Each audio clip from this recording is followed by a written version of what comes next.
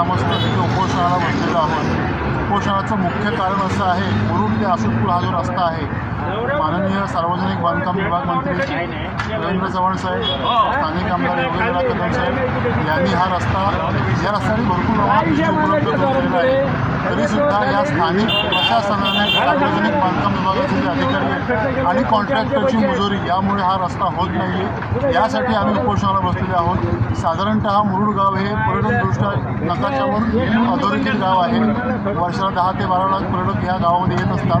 त्यामुळे इथे पर्यटकांची, स्थानिक नागरिकांची आणि सर्व ग्रामस्थांची प्रचंड प्रमाणात गैरसोय होत आहे, म्हणून आम्ही उपोषणाला इथे बसलो आहोत।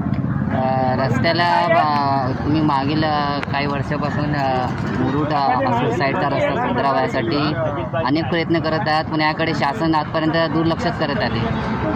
यासाठी शासन लक्ष देते, परंतु स्थानिक प्रशासन आहे, सार्वजनिक विभाग आहे, ते दुर्लक्ष करते। आमच्या शासनाकडून आमची मागणी पूर्ण झालेली आहे, परंतु प्रशासनाकडून ही मागणी पूर्ण होत नाही। यासाठी बसलेलो आहोत। प्रशासनाला जाग यावी यासाठी आज आपण उपोषण घेत आहात, काय सांगा?